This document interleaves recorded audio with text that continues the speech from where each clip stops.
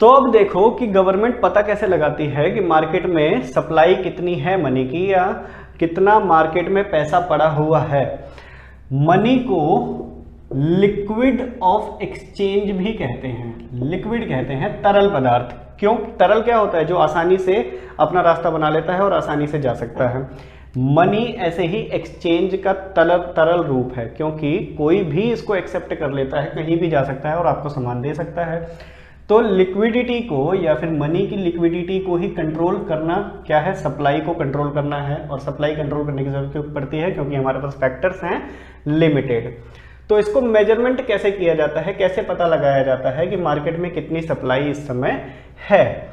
तो मेजरमेंट करने के लिए 3-4 लेवल हैं। सबसे पहला लेवल है M1। M1 में हम क्या क्या जोड़ते हैं?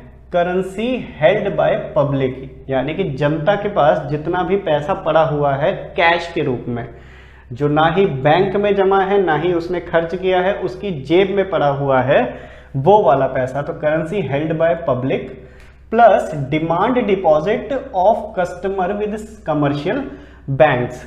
कमर्शियल बैंक्स कौन कौन से होते हैं? जिनमें कस्टमर अपना पैसा जमा कराता है, या फिर वो वाले बैंक जो कस्टमर से डील करते हैं।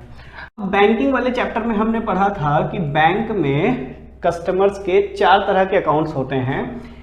एक होता है सेविंग अकाउंट, एक होता है करंट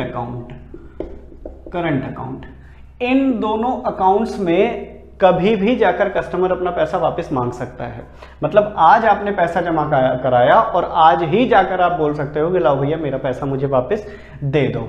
इसलिए इन दोनों तरह के जमाओं को कहते हैं डिमांड डिपॉजिट, हिंदी में मांग जमाएं, क्योंकि कस्टमर्स जब चाहें ये पैसा अपना वापस निकाल सकते हैं। और 2 और खाते होते हैं इसके अलावा, जिसको कहते हैं फिक्स्ड डिपॉजिट और रिकरिंग डिपॉजिट। ये होते हैं time bounding. Fixed deposit, recurring deposit होता है टाइम बाउंडिंग, कि एक समय के पहले आप अपना पैसा नहीं निकाल सकते। मान लेते हैं आपने 1 साल के लिए जमा करा दिया, तो 1 साल से पहले आप ये पैसा नहीं निकाल सकते। इसलिए इस तरह की डिपॉजिट को कहते हैं टाइम डिपॉजिट्स।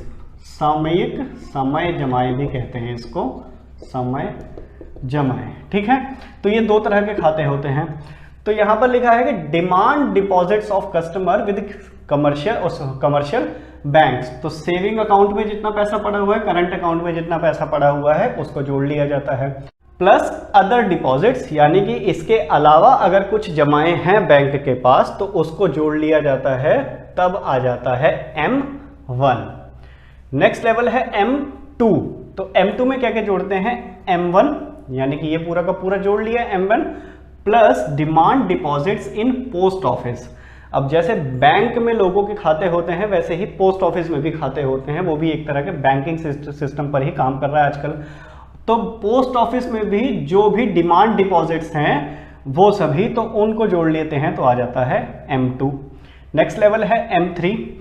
M3 में जोड़ते हैं M1। यहां पर ध्यान देना, M2 नहीं जोड़ रहे हैं, ठीक है, M1 जोड़ रहे हैं। M1 plus time deposits in commercial banks. तो M1 प्लस टाइम डिपॉजिट, यानी कि फिक्स डिपॉजिट और रिकरिंग डिपॉजिट अकाउंट में जितना भी पैसा पड़ा हुआ है उसको जोड़ लेंगे, तो क्या आ जाएगा हमारा M3।